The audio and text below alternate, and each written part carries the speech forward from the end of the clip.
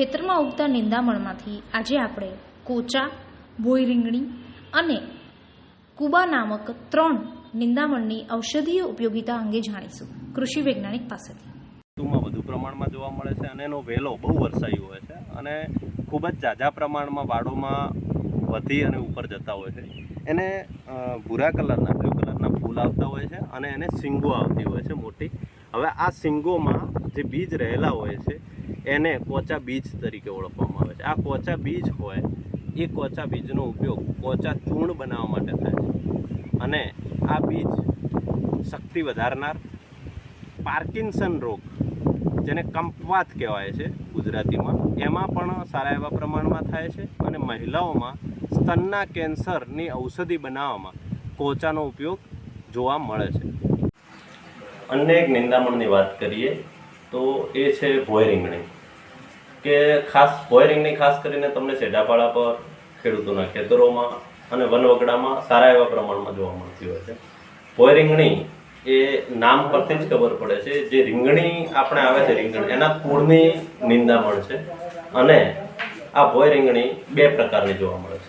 એક ભોય રીંગણી બેઠી ભોય રીંગણી હોય છે જેના પર ભૂરા રંગના ફૂલો આવે છે અને એને આપણે સામાન્ય રીતે ભોય રીંગણી તરીકે ઓળખતા હોય. અને એક ઊભી ભોય રીંગણી આવે જેના પર સફેદ રંગના ફૂલો આવતા હોય છે.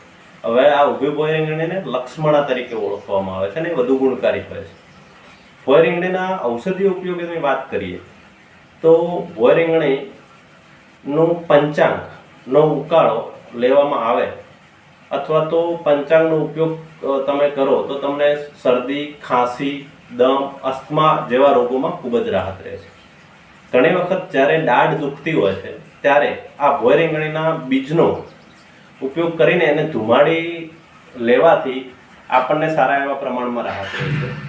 આવી દાઢ દુખતી હોય તો પંચાંગનો ઉકાળો કરી અને એના કોગળા કરવામાં આવે તો પણ સારા એવા પ્રમાણમાં રાહત રહેતી હોય છે.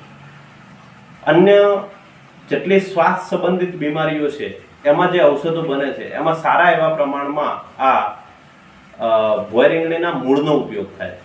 એટલે શ્વાસ સંબંધિત બીમારીઓમાં ભોય રીંગણીના મૂળનો ઉપયોગ કરી શકાય છે. અન્ય એક નિંદામણની વાત કરીએ તો ગ્રીન કલરના પાંદડા ધરાવતું અને ઉપર સફેદ કલરના ફૂલ ધરાવતું એક નિંદામણ જોવા મળે છે, જે ખાસ કરીને વરસાદની સિઝનમાં અને શિયાળાની ઋતુમાં તમને સારા એવા પ્રમાણમાં જોવા મળે છે. એને કુબા તરીકે ઓળખવામાં આવે છે. આ કુબો એટલે કે એનું બીજું નામ છે દ્રોણપુષ્પી, સંસ્કૃતમાં દ્રોણપુષ્પી તરીકે પણ ઓળખવામાં આવે છે.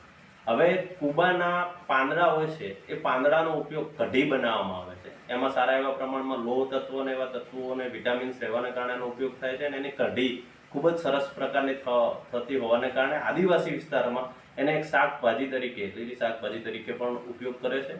વધુમાં કુબાના પંચાંગનો ઉકાળો ટાઢિયો તાવ એટલે કે મલેરિયાને મટાડવા માટે ખૂબ જ વધારે પ્રમાણમાં ઉપયોગી થાય છે અને એનો રામબાણ ઇલાજ તરીકે પણ ઓળખવામાં આવે છે.